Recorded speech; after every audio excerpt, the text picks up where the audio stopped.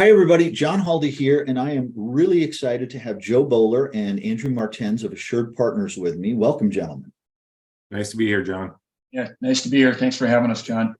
Joe and Andrew gave a presentation very recently in Dallas at the Linehaul Summit, and I was floored by the quality of the content. So I asked them if they would be willing, because some people in Dallas weren't able to actually be in their session because there was multiple sessions at once, and some people couldn't make it to Dallas. I asked them if they'd be willing to come on and share all of this great content with us. So that's what we're doing today. So thank you, gentlemen. Yep, happy to do it. And yeah, we'll try and keep it a little bit high level overview so everybody can follow along easily. We understand it's like we mentioned when we were at the show to everybody. It's not everybody's funnest topic. So we try and keep it light but informative at the same time. Right, but insurance is a massive part of risk management, and that's a big part of being a TSP. And what I loved about what you did was this wasn't an Assured Partners pitch. This was really an informative educational piece about understanding how the insurance works and how to acquire it, right? Yes, exactly. And that's not what we're going to do today either. This is simply, listen, obviously we'd love to have everybody's business, but we know that's not realistic. So we're approaching this. Hey, we just want people to be educated so that they understand it. And then when they do go out to decide, hey, who do you want to work with or where do you want to go for your insurance? At least they've got a better roadmap of how this actually works and what these things mean. So perfect. And I know you were a little time constrained in Dallas. So what we're doing is we're going to do three parts. Today, we're going to record the first part, which is all about auto insurance. Part two is going to be about workers' comp. And part three is going to be about how to shop for insurance. So if you're just tuning in to watch this, this is the first of three parts. And I believe, gentlemen, that you have a PowerPoint deck that you had used in Dallas that we're going to use as a springboard for conversation, right? yes. If I could ask you to share that, that would be awesome. John, interrupt, please, with any questions that you have, or if you think that there's, something that comes to mind that maybe we should ask this, that people will better understand. We're all ears here too. Again, this is not a sales pitch. We're just trying to get across to people, how auto insurance actually works as a line haul contractor, right? It's a lot different than if you were just a regular over the road trucker, and you were not in contract with FedEx. There's some overlap and some similarities, but as everybody knows, the FedEx model is very unique, and so is the insurance, right? And so so why don't we who pays for what? This actually, I believe, was in Texas. This accident was a couple of years ago. I think it was from one of the ice storms. Is that right, Andrew? I'm not 100% sure where it came from, but this is a good depiction of all the different losses in any one given accident. We got cargo all over the road there. We got the trailers. We got the actual truck that's destroyed, and then obviously the other vehicle that was involved. And how are we going to figure this out, right? Like, this is what we do. So, the way we approached it in Texas at the Linehaul Summit was, what are the biggest mistakes or misnomers that we come across when we're introduced to a linehaul contractor? And to me, I still think that's the easiest way to explain this stuff. We meet contractors, and this is not a bash against any contractor, but we meet contractors that have been at this for over 15 years. And come to find out they really didn't understand 100% how this works. And so we try to keep this as simple as possible. And really, the auto coverage as a line haul contractor is broken out into three kind of separate tiers, if you will. Okay. And so I think the easiest way to explain this is if you look at this first box here that says liability coverage. Okay. So when it comes to your auto insurance as a FedEx contractor, this box right here is FedEx, okay? FedEx is going to pay for anything that happens within this box, okay? And as a FedEx contractor, when you are out for delivery or out on a run, you are under FedEx authority. That's why As a line haul contractor, you don't have your own DOT number. You fall under FedEx's DOT, right? And so while you're out under authority for them, they are covering 100% of the liability. Okay. And so when it comes to insurance and we say liability, well, what is liability? Liability is two things.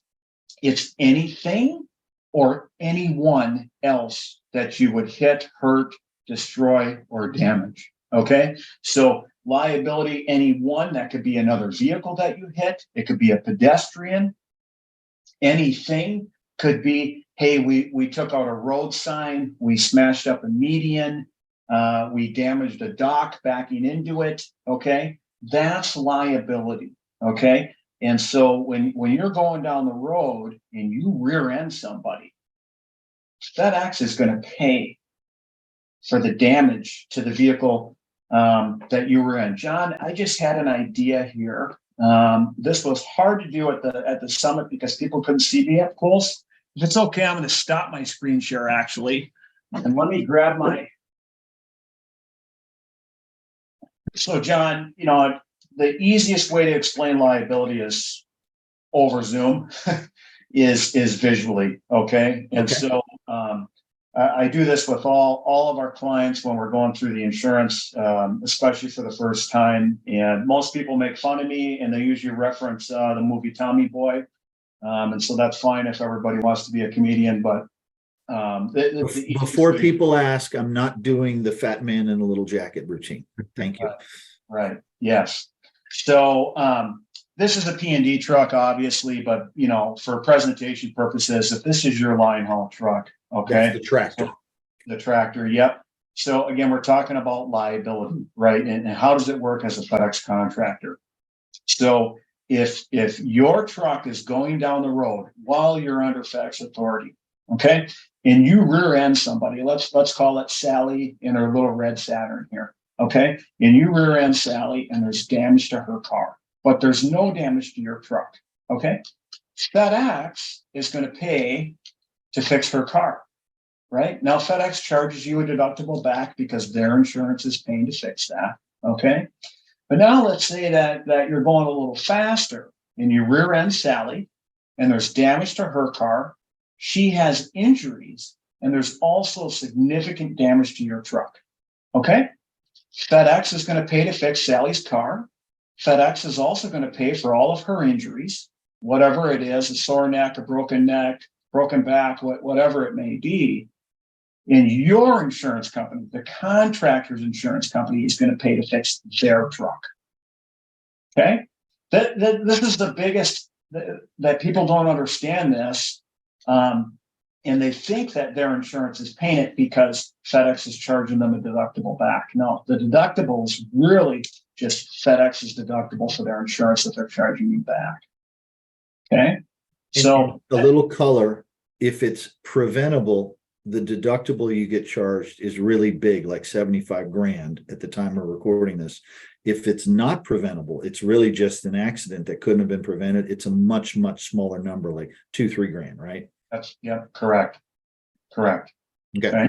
And we seem to hear different things from contractors across the country. The most common that we hear is 75. I have heard different, and I don't know. I'd love clarity on that from FedEx, but we seem to hear a little bit different numbers on what those deductible amounts are. But Joe, can you hold up the two cars and let me ask a quick question? Yes. Your imaginary P&D van has a set of doubles on the back. Yeah. Right. It's a tractor with doubles. And the Correct. trailers and the cargo get messed up. Who's paying for that? FedEx is. FedEx is. Okay. And then the last one, and I don't mean to, your driver is hurt. Who's paying for that? The contractor's workers' compensation is going to be primary and pay for that. And secondary would be FedEx? The situation was reversed and somebody hit you and your driver got hurt. Okay. Your workers' compensation is going to be primary, and then your workers' compensation is going to go after the other party that hit you and try and recoup those dollars if they have insurance or enough insurance to pay for those damages to the employee or injuries to the employee. And if there was nobody else at fault, that your driver caused the problem, does workers' comp then go after FedEx for some money, or is it all on you at this point? All on the work comp. Okay, makes sense. Yep. Okay. So why don't I return to share my screen again here? And I'm sorry for the dumb questions, but I think for new folks, I'm as they're dumb great as questions. folks who just started. So Yeah, no, they're great questions. And so, okay, so we've covered the liability portion. That's FedEx. Okay. Non-trucking liability is your liability coverage for when you are not under FedEx authority. Okay, which we understand as insurance agents, we understand that that's less than 2% of the time. Okay, but your contract requires you to have non-trucking liability. So if there is a situation where you are not under FedEx authority at the time, maybe you're just taking the tractor without a trailer and you're taking it down to, I don't know, Steve's Auto World, and they're going to do some mechanical work on it. Okay. On your way to Steve's Auto World, you get in an accident. Well, you're not under FedEx authority. So in that situation, your insurance would be covering everything. Anybody else that you hit, a median, another person, another car, all of that. Okay. This non-trucking liability insurance is extremely cheap. The average is like $31 a month per truck. Okay. So, but it's required in your contract and you have to have this. and it's extremely cheap because they know that the percentage of miles you're running not under FedEx is minuscule compared to the amount you're doing otherwise, right? Exactly. That's exactly right. Okay. That's exactly. Can I take us down a little bit of a rabbit hole for a moment, a sidebar? If you hear someone talking about getting their own DOT in order to use the truck for non-FedEx purposes, you can't just rely on NTL because you have to have an actual liability policy if you're going to use that truck at night for FedEx and during the day for some other purpose, Amazon, I'll say, right? Yep. You have to have your own DOT. You have to go through a whole lot of hoops, but then you need your own liability, trucking liability. You can't rely on non-trucking liability, right? That is correct. Okay. That is correct. So I'll give you an example there. The average, and again, people, please don't quote us on this pricing. It varies by your experience and your loss history and the age and size of the truck. But on average, a line haul truck, you're going to pay, a brand new line haul truck, let's call it $2,000 a year per truck. Okay. Obviously some are far less than that. Some are more than that, but let's just call it $2,000 a year per truck for your insurance as a FedEx contractor. If you were to go out on your own authority, under your own DOT, the average insurance per truck per year would be more realistically around $6,000 to $9,000 a year. Okay. And that's being very conservative on the low end. We have some people under their own authority where a semi tractor is $13,000 to $15,000 a year per truck. Now, is this just liability, NTL, physical damage, or all of them combined, or liability and physical damage? okay. Mm-hmm. Yep. Okay. Okay. So as a line haul contract for FedEx, though, what you're paying for most of your insurance, auto insurance, comes from is the physical damage side. Okay. And the physical damage is simply, hey, that's the insurance to cover any damage to your tractor. And that's because FedEx is covering the bulk of what would normally be it if you were hauling for someone else, the liability portion. Correct. Okay. Yep. When you look at it this way, liability and physical damage, the liability is the most expensive part of the insurance. And as a FedEx contractor, you're not paying for that most expensive part. You are if you have a whole bunch of accidents and FedEx is charging you those deductibles back, right? But again, not to sound like I am not part of FedEx, or siding with them, but you don't even want to know what the premiums are and deductibles and reinsurance premiums that FedEx has to pay just to cover the liability. It's astronomical. Astronomical. Okay. So I think I'm going to skip ahead one more page here because this goes with physical damage. So again, physical damage is really what most contractors, that's the largest part of your auto insurance when it comes to the premium of what you're actually paying for. And this is another area where we see a lot of contractors misunderstand how this coverage works. Okay. And physical damage, there's two options on how you can insure the physical damage. You can do it on actual cash value, or you can do it on stated value. Most contractors, over 90%, are all on stated value. Okay. And so let me just explain here. What is actual cash value? Actual cash value is the replacement cost less depreciation, right? So people are going to laugh at these numbers examples, but again, I'm not a car salesman, I'm an insurance agent. Let's say you've got a 2015 Freightliner with, I don't know, 250,000 miles on it, okay? And you get into an accident and you total that truck out. Actual cash value would mean, okay, at the time of the loss, what was that 2015 Freightliner with 250,000 miles on it? What is the value of that at the time of loss? Okay. And that's what the insurance company is going to cut you a check for. Okay. So wait a minute, I got a question here. Yes. Because it says replacement costs less depreciation. So let's walk through something with a little more tangible meat on the bone. Yep. 2 years ago, you bought a sleeper for 180 grand. And it is depreciated according to the equivalent of Kelley Blue Book, 70 grand. So you have 110,000 of value left in that truck with the mileage that's on. Yep. And you total it. When you say replacement cost, do you mean a replacement cost for a new truck like it? No, replacement cost for the same truck that you lost. So in your example that you just gave, John, you would get a check for $110,000. Okay, so you would get a check for about 110 grand. Do you have to fight with them because they say, well, according to our market, it's this, but you're like, but for me to actually buy it, it's 20 grand more. Like I can't find it for what you said.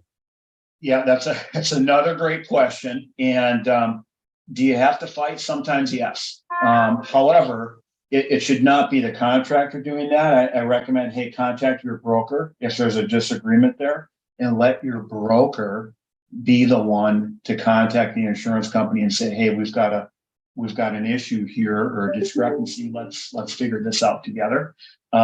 Your broker is always going to be able to get a lot farther down the road on that than you will be on your own.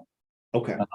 All insurance companies, I don't care which one you're with, everybody knows they want to pay as little as possible. Okay. Not saying that they're dishonest, but they're in a business to make money too, and they don't want to pay any more than they have to. So it does happen sometime, and we have insureds call us all the time. And hey, this is what they're saying, and here's what's going on, and we then hop on the phone with the carrier and help push it along and get it down the road to a more fair number, if at all possible. Sometimes, frankly, the insured is wrong too, but it goes both ways. Okay.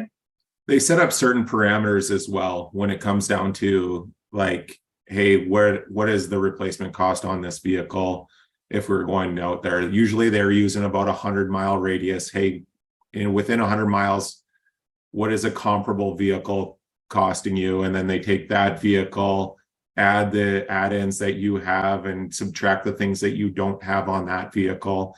And then they're trying to get a realistic picture of what the value of that vehicle is.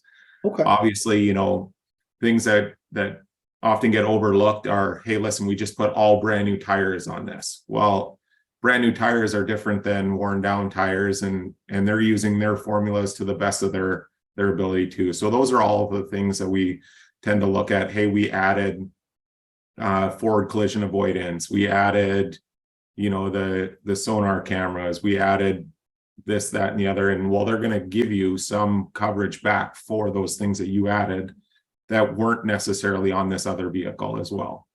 Okay. But I spent $2 grand to paint flames on the side of the cab. Probably ain't coming back to me. No, but oftentimes we see is, if you, especially in FedEx world, right, you have to go and get your logos put on the side of the vehicles, and hey, listen, that is a cost. There is a cost behind it. And so a lot of times what they'll do is they'll file that as part of the claim, and typically they won't give you that money back until you do actually do the replacement of putting your name on the side of the car or adding the FedEx logo or whatever it happens to be that you do on the side of your vehicle. So Okay, car wraps do provide some value. It depends on which carrier you're talking to. Some people say that it's not a depreciable asset. It actually decreases the value of the vehicle to have your logo on it. However, we typically fight that one, obviously, because there is value to the contractor in those situations. so you said 80 to 90% of contractors tend to be in the stated value bucket. What's that? Yeah, so stated value, and this is where we see most people get confused on actual cash value versus stated value. So stated value is actual cash value. Okay, so everything that we just talked about is going to work the same way with stated value. However, the insurance company is just never going to pay you more than the stated amount that you gave when we wrote the insurance policy. Okay, so let me explain. So you're with insurance company A, and you come to us or another broker, and they put you with insurance company B. Well, that new insurance carrier is going to say, hey, when we're rating this up, we do it on stated value. So we need to see what are the current stated values of your vehicles. And a stated value is something that the contractor is going to decide. So, John, you might have 10 brand new vehicles that you just bought, and you're going to put the stated value on those because they're brand new and they don't have any miles at $180,000, okay, a piece. But you might also have, some older vehicles, and they have a ton of miles on them and they're worn down, and you as a contractor know that, hey, the real market value for this truck as of today is actually probably only $110,000 or $80,000, whatever the number might be, okay? And so your insurance, you're going to pay more for the vehicles that are valued higher on the stated value. You're going to pay more premium on a $180,000 vehicle for physical damage than you would on a vehicle that has physical damage coverage of only $80,000.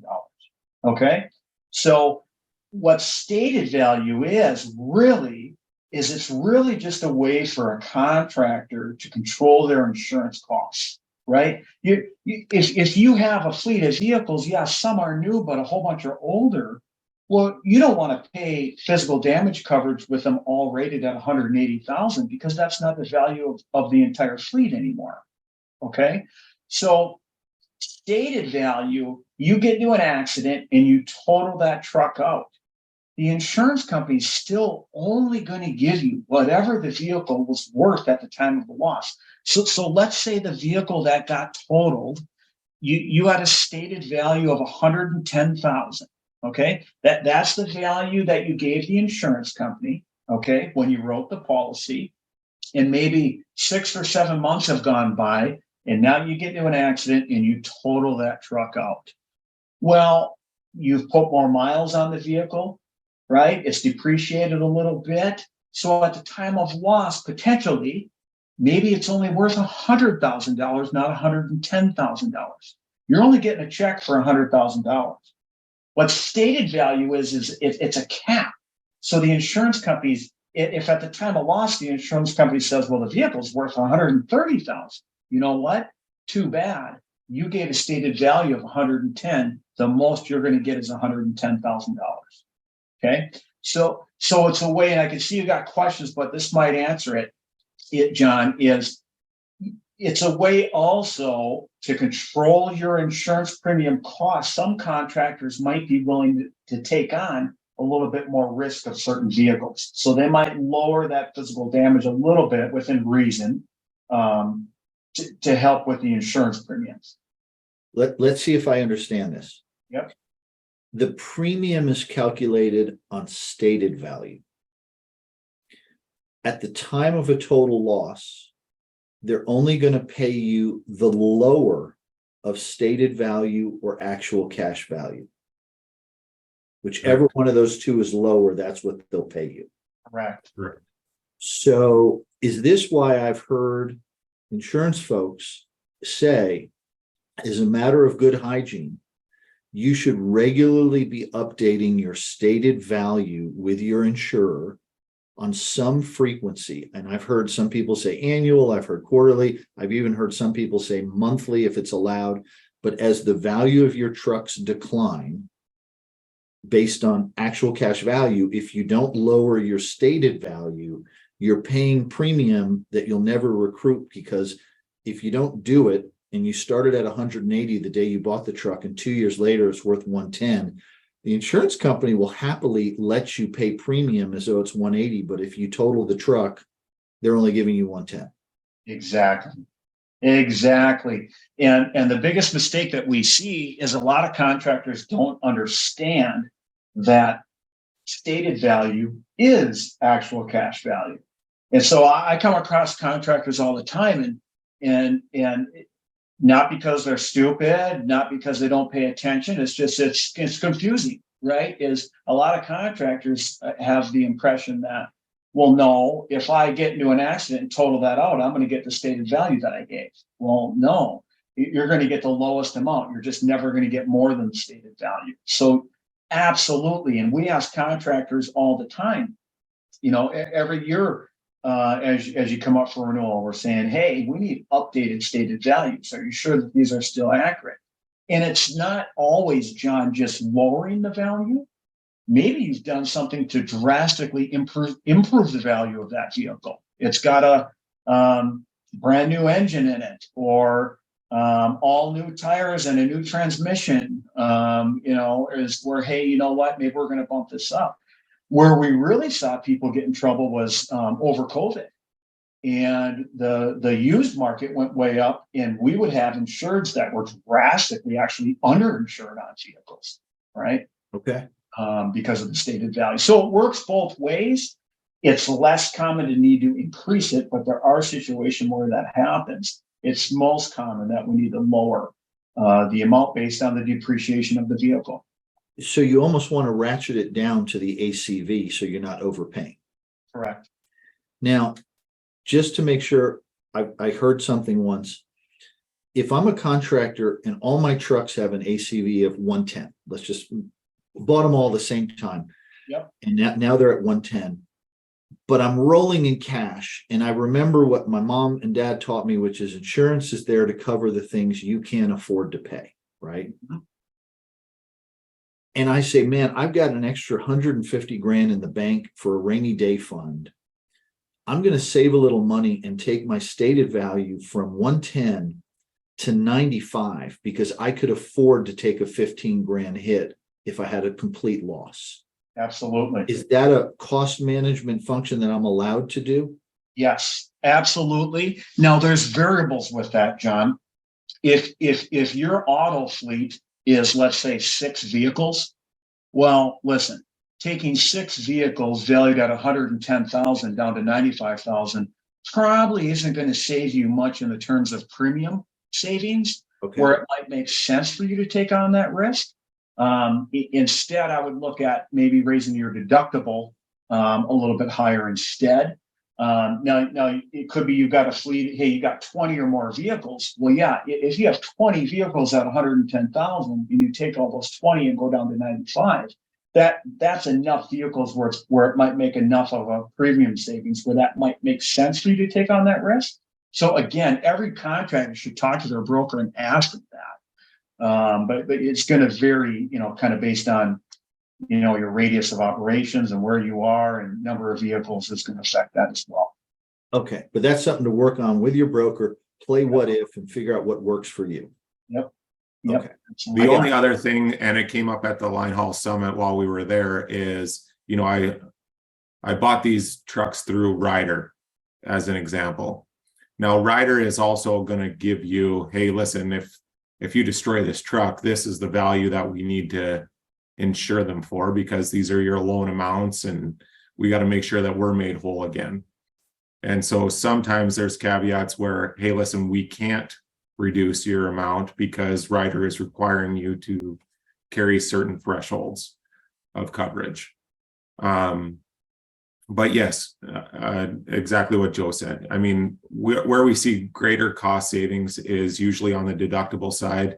I mean, and in all reality, if you have a really old fleet and you say, hey, listen, if this truck breaks down, I'll use it for parts.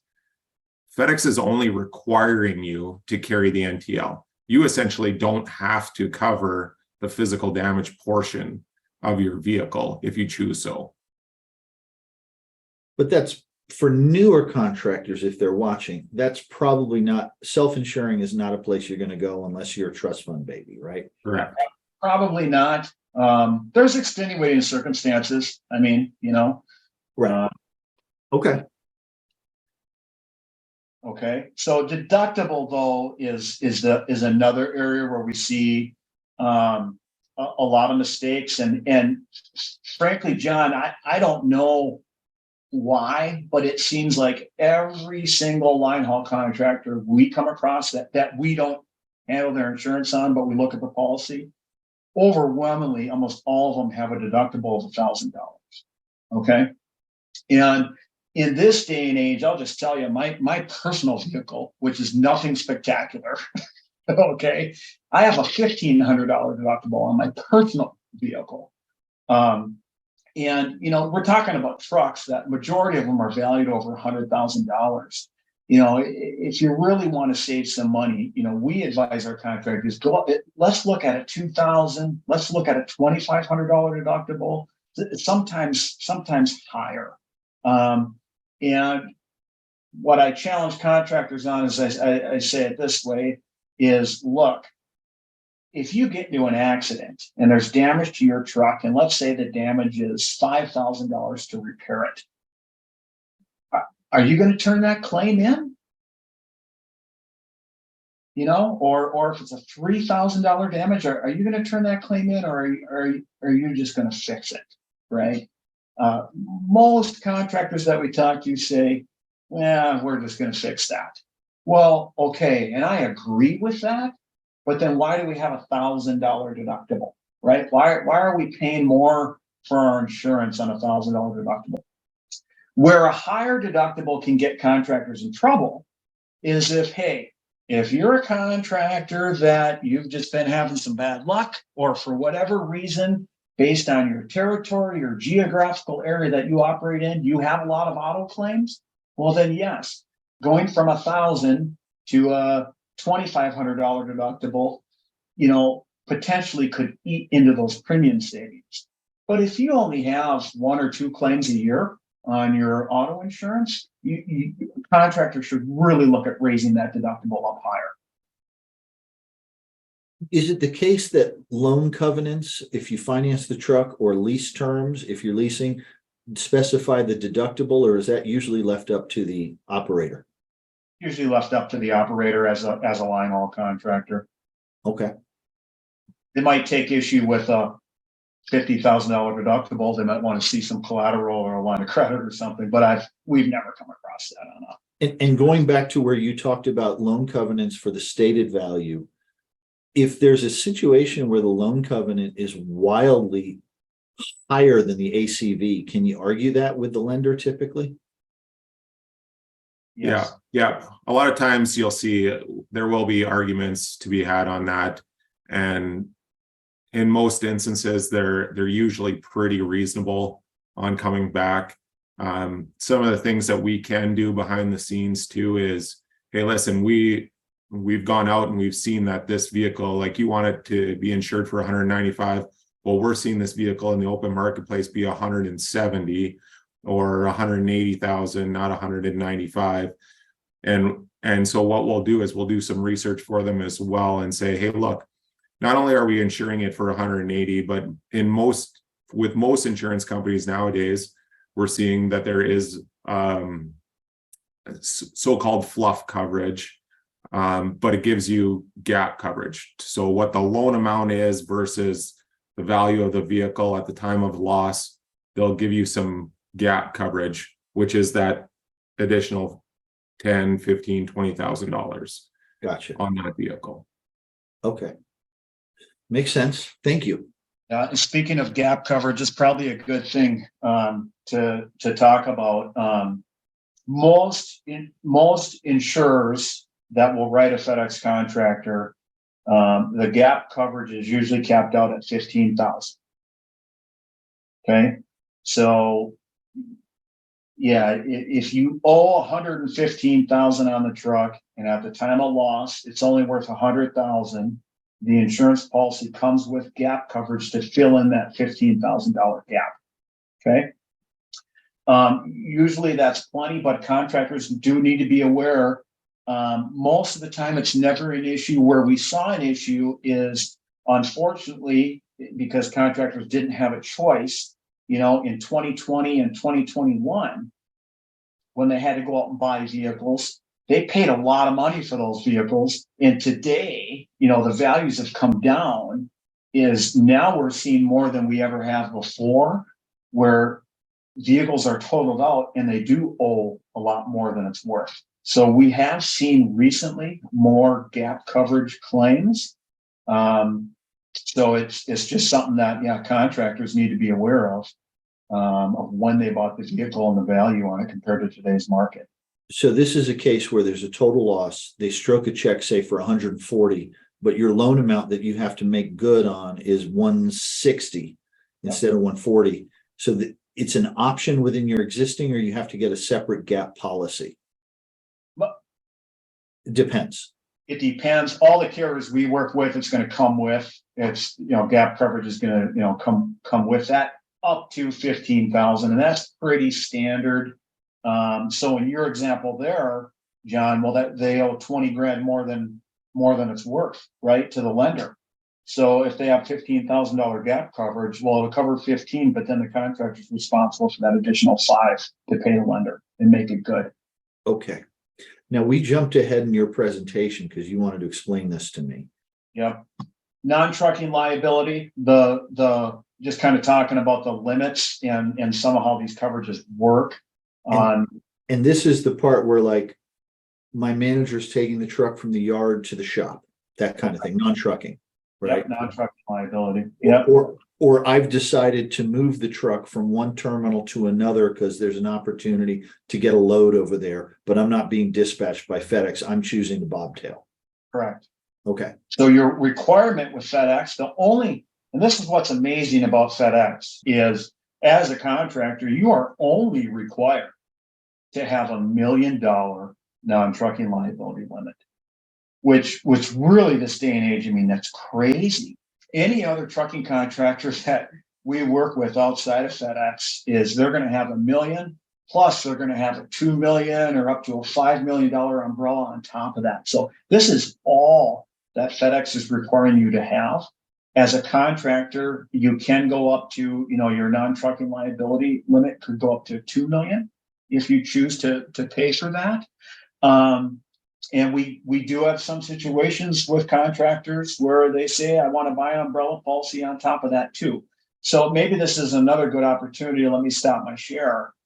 You can see me again. We'll go back to the Tommy Boy thing and everybody can make fun of me, but non-trucking liabilities, you have $1 million, right? You have $1 million of coverage, and you're in this example here, you are not under FedEx authority. Okay. And you're going down the road and something happens and you veer and you come into the other lane and you do a head-on collision with somebody. Okay. And there's a family in the car and the spouse is hurt, the husband's hurt, and the child is deceased because of this accident. Well, your non-trucking liability policy has what? It has $1 million and that's it. So yes, less than 2% of the time as a FedEx contractor, you are not under FedEx authority, but they do need to understand the risk, right? Is, hey, when you're not under FedEx authority and you're driving these missiles down the road, you've only got $1 million of coverage typically. So it is something that, we talk to contractors about, and it's up to them whether they want to purchase, additional coverage on top of that. But as everybody knows, John, this day and age, $1 million isn't much, and it doesn't take much to eat through that. When you talk about umbrella on top of that, is it umbrella NTL or is it just corporate umbrella?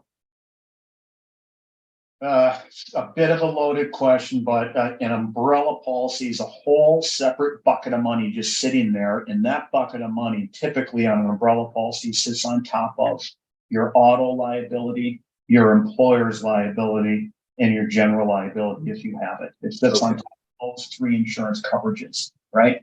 So if you had $1 million umbrella, John, and you got in this accident, and well, the $1 million on your NTL was used up, now you have another $1 million sitting here waiting to go on top and pay that claim. Does that make sense to you? It does. Okay. It does. Okay. So again, if you allow me to be an insurance nerd for a moment, and what do is we insure risk, right? And in the insurance world, when your risk is small and something does happen, it's usually not a small claim. It's usually pretty bad.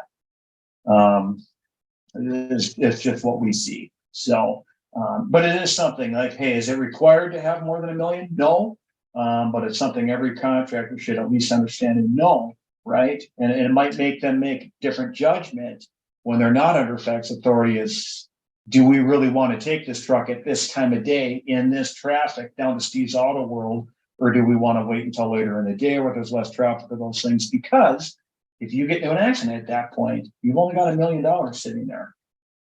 And my understanding, and maybe this is wrong, but when you've got $1 million liability and it's supposed to cover a potentially catastrophic accident, if your NTL kicks in because you had a fender bender and nobody got hurt, and their attorney is coming after you for, oh, my client's back hurts a little bit, I want 50 grand in pain and suffering. Your NTL insurer is going to assign a lawyer and they're going to fight that probably. Correct. You have a catastrophic and there's 2 people dead. They're not even going to assign a lawyer. They're going to stroke $1 million check and then they're going to tell you you're on your own. Correct. Because that's the cap on your policy. It's not even worth fighting it at that point because they know it's done. They're not even going to give you a lawyer to help argue it. You're on your own. You're on your own after that. Yep. So again, we're not trying to listen. We get it, right? 98% of the time, maybe even higher, you're under FACTS authority, but it's something that, a lot of contractors, again, we're talking about education here. That's something that we see that they didn't really understand. Right. That's what we're talking about. And look, you're never going to button it up so safe and tight. You're not going to child-proof your business, right? No.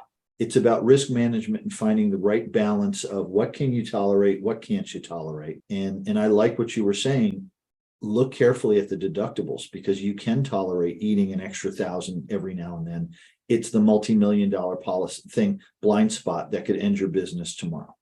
Correct. And so some of the other coverages, that are, on all FedEx contractors policy it's always abbreviated UM/UIM. So uninsured/underinsured motorist coverage. Okay.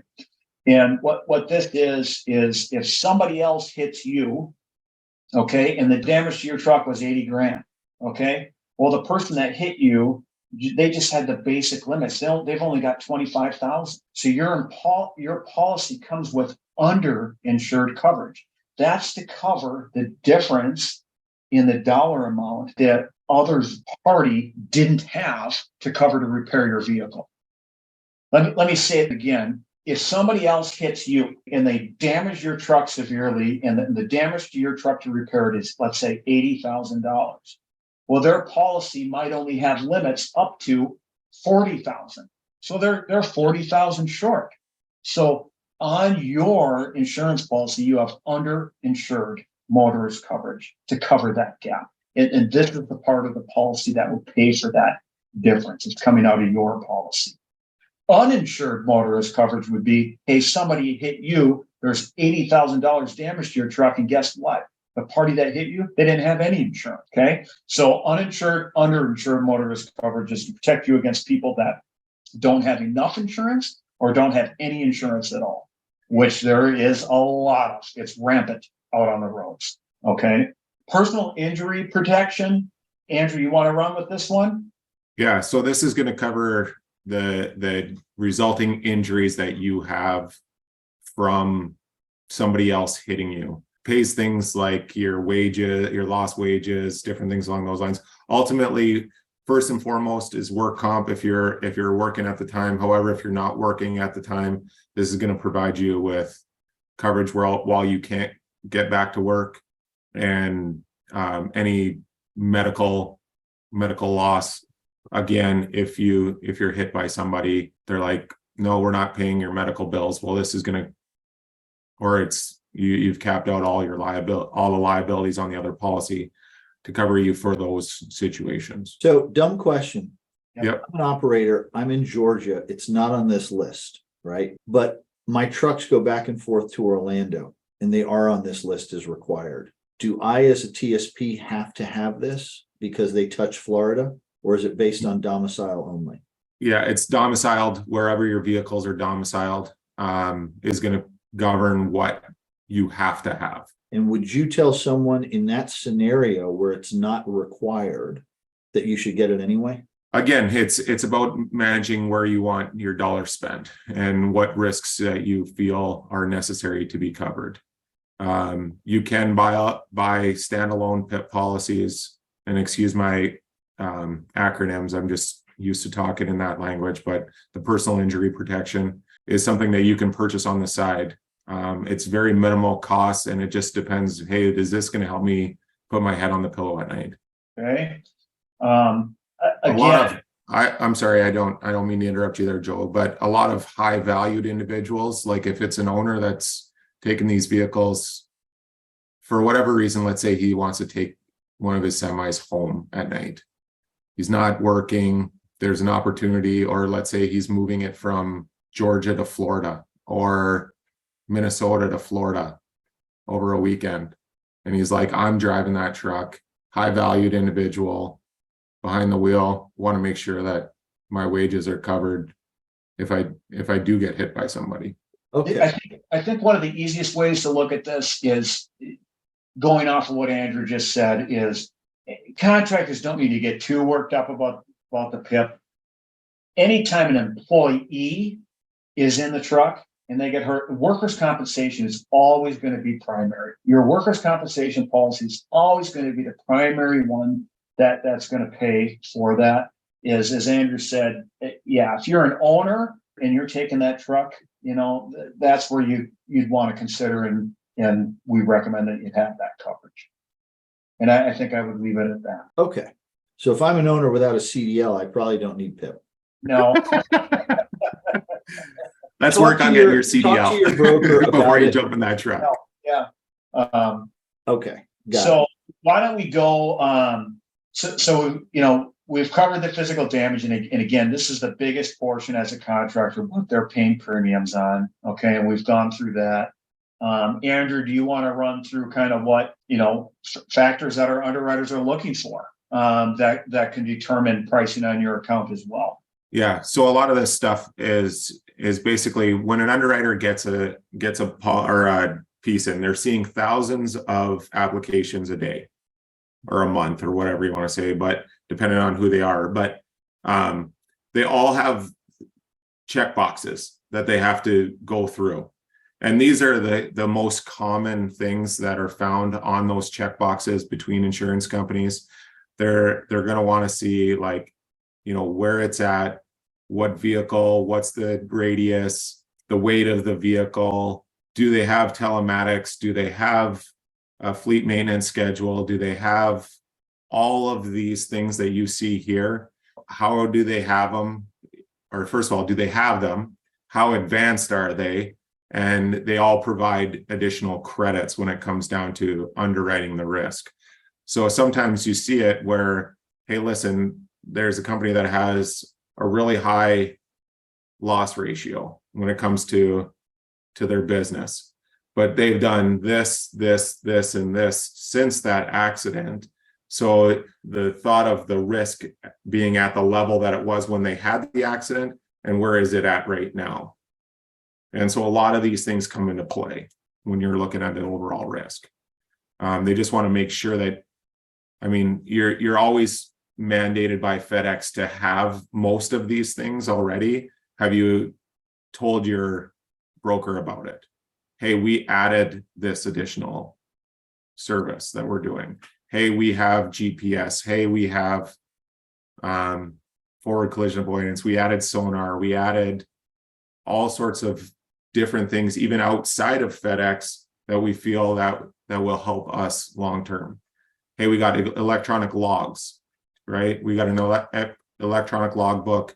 We have a electronic fleet maintenance. We went out and got the app that everybody's able to do it, so they're all time stamped. Hey, we did a vehicle check at this time. This is the individual that did it, so that ultimately they're trying to prevent the most possibility of a loss. How much does checking the boxes affect premiums? Surprisingly, outside of a very few carriers, it is going to make a factor. And if on paper you're a tough loss or you're a tough risk, these are all things that are going to help sway the underwriters. Yeah, we will actually look at this, because they've been proactive in terms of, hey, listen, we understand that you didn't understand the full spectrum of your risk at one point, and you've done proactive measures to make sure that things like this don't happen again. And it can sway an underwriter's decision to say, hey, yeah, we will rate this as if it was a good risk. Or if they're not doing some of these things, hey, this is a bad risk. We don't even want to insure this company. We don't want to take a chance, because in their eyes, it's if, or it's when, not if. If I'm a contractor with 12 trucks and I go to an insurance broker to talk about, and this is for liability, NTL or FISDAM or both? It's all of it, yeah. That we Should talked about today. Should I expect my broker, my agent, to be walking through this with me with all the trucks and having me fill this stuff out to get the best underwriting? In our side of it, we always say, hey, listen, obviously with FedEx, you're required to have certain things. And so we know that behind the scenes, just because we've viewed enough contracts to understand, hey, these are all the pieces that do. But we always talk to them, hey, do you have any additional things that you guys are doing? Do you have the digital maintenance logs? Do you do additional driver hiring? Obviously, First Advantage is required, but do you do anything else besides that? Is it a situation? Your own safety trainings outside of what's required with FedEx, those kind of things.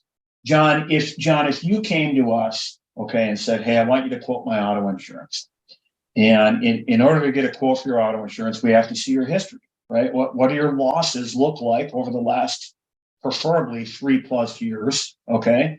And we get your losses. And well, John, you haven't had any losses. Phenomenal, right? You haven't had any accidents at all. An insurance company is still going to look at these boxes, but they're not going to look at these boxes as closely. Okay. Conversely, you come to us and we get your loss runs, and well, holy cow, your insurance premiums on your auto are $50,000 a year, but you're averaging $75,000 a year in claims, right? So then an insurance company, when we're negotiating and getting them to accept your risk at a good price, they're going to look at all these boxes very heavily. And frankly, boxes outside of that. And that's where contractors need to talk to their broker, and their broker should be running through these things with them, right? Because that's going to help you get the best price. And in some situations, it's not about who's the lowest price, who's actually going to write this insurance because our losses have been so terrible. Well, by answering these questions and working with your broker, and your broker being the one that they're wrapping this up in a nice, pretty bow and presenting it to the insurance company, is going to help greatly in getting, number one, a quote, and then hopefully number two, a very competitive quote back. Got it. Okay. Makes So, a lot of sense. yeah, like Andrew said, most of these, hey, you're required by FedEx, and most of the insurance carriers that are out there that would even consider writing a FedEx contract in the first place know that as well. Some don't, but some of them do ask, hey, outside of that, are they doing, vehicle accident reports? What do they do after an accident? Is there, what are the ramifications of it? Another big one that people overlook is a reward program. Do you, as a contractor, have a reward program where if your employee goes accident-free for so many months or years, they get bonuses or things like that? That's a great thing for us to be able to tell and talk to our insurance carriers about that you do. They get excited about that kind of stuff. It shows that you're on the forefront of wanting to have a safe community, a safe environment, and you're heavily focused on keeping the drivers safe. It helps us get the best pricing back. Gotcha. Okay. No, it makes sense. And I think a lot of contractors do a lot of this stuff. I don't know if they take the time to document it with their insurance brokers. I've never bought insurance, never looked over one of TSP's shoulders, but I would hope that they're getting credit for these things. Mm-hmm. So do we. So talk to your broker. And obviously radius of operations, state analysis, that you have less control over. If you got a wild team, you got a wild team. If you got solos doing spot work locally, that's a different story, right? And I mean, that plays into it too, right? If you're driving through the mountains of Colorado, they're going to take account on those situations. If you're in Florida, obviously, if you're domiciled in Florida, we all know, like, there was 9 companies last year that went insolvent in Florida because of property losses, flooding, I shouldn't really say flooding, but water damage and different things along those lines. So just knowing all those things, all those factors do come into play when underwriters are looking at risks, and you just want to make sure that you're well aware. Hey, do I have a preventative plan? If there's an imminent hurricane bearing down on the Florida coastline, do I have a plan that I'm going to move my vehicles inland, or am I going to move them north so that the potential for a catastrophic loss is minimized? Ultimately, they don't want to lose their trucks any more than the insurance company does, right? Because if their wheels aren't moving, they're not making money. So do you have a plan in place in those situations? California wildfires, same idea. Here's a question. I know we're running a little past our expected time, but I got to ask this. Do underwriters of FedEx TSPs care about whether the runs are assigned or unassigned? Yeah, I mean, I see if a head you're nod. yes. So if you think about it, right, if you're doing the same route over and over again, all the pitfalls, where the construction zones are, hey, listen, I got to be in the left lane going under this overpass so that I'm not ripping off the top of my truck. All of those things play into account. So if you're just doing wild runs and one day I'm going from Florida to Texas, one day I'm going from Florida to North Carolina or New York, obviously they want to know where you're going and how you're doing it. And if it's wild, they're like, well, what experience do you have in wild runs? I've heard anecdotally too that if you have an assigned run that leaves at 10 p.m. every night and your driver sleeps till 8, gets up, has breakfast, goes to work, that's a very different thing. That sleep consistency is highly correlated to safety. And that if some days they have to get up at 8, but then they don't actually leave till 5 a.m. and now they're turning on the clock, but now they're working when they would normally be going to sleep. I was curious if underwriters are looking that granularly at it, that an unassigned run, you're going to pay more in premium. Not necessarily more in premium for an unassigned run, but they're going to ask more questions about that contractor when they're considering the pricing. Again, we're talking here, John, about what are the underwriters doing? We're not saying, because frankly, and I've talked to other contractors about this. Well, you know what? When I have X employee and he does the same run every day all week, well, yeah, the driver actually, because he's on the same run all day every week, could get complacent. He gets too comfortable with that, and that in itself could be dangerous. We agree with that, but we're talking about what the underwriters are looking for, and the underwriters are more comfortable with somebody doing the same familiar run every day irregardless of that fact. Okay. Just what the underwriters are looking for. And that's what we have to appease to get contractors the best price going forward. Got it. Thank you. Premium calculation, pretty simple. Again, these are just averages. But the non-trucking liability, as we discussed, it's dirt cheap.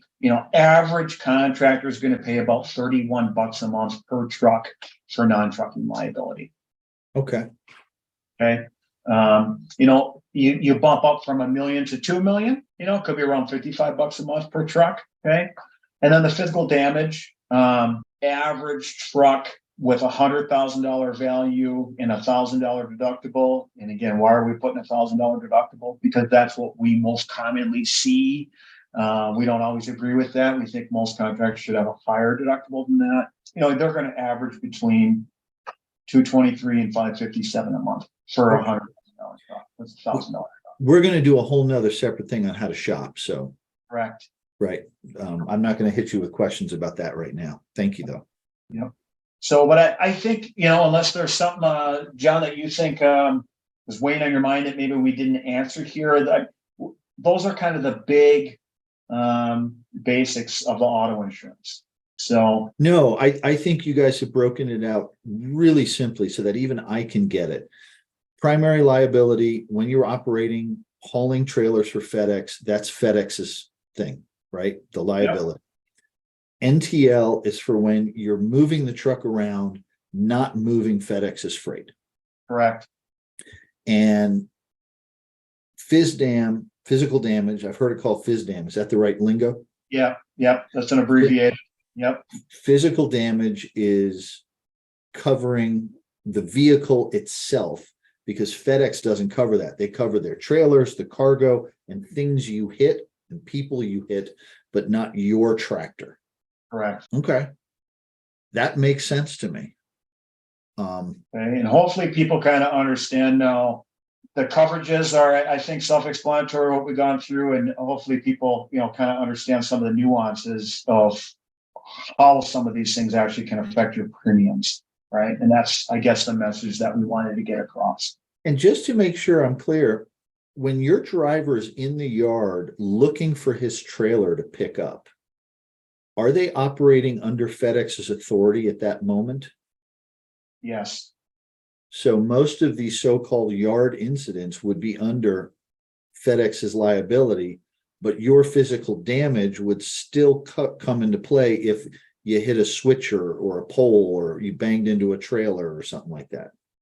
Now John, I can hear contractors, arguing that it should be under FedEx authority. If it's not, you need to, don't swear at your terminal manager, but you need to take that up the level. FedEx doesn't want to pay anything, on that stuff, but yeah. Well, and they're probably going to rubber stamp the first pass as preventable. So it's all going to flow downhill to you anyway. So you have a new can of worms to deal with, but in theory, what I was saying makes sense, right?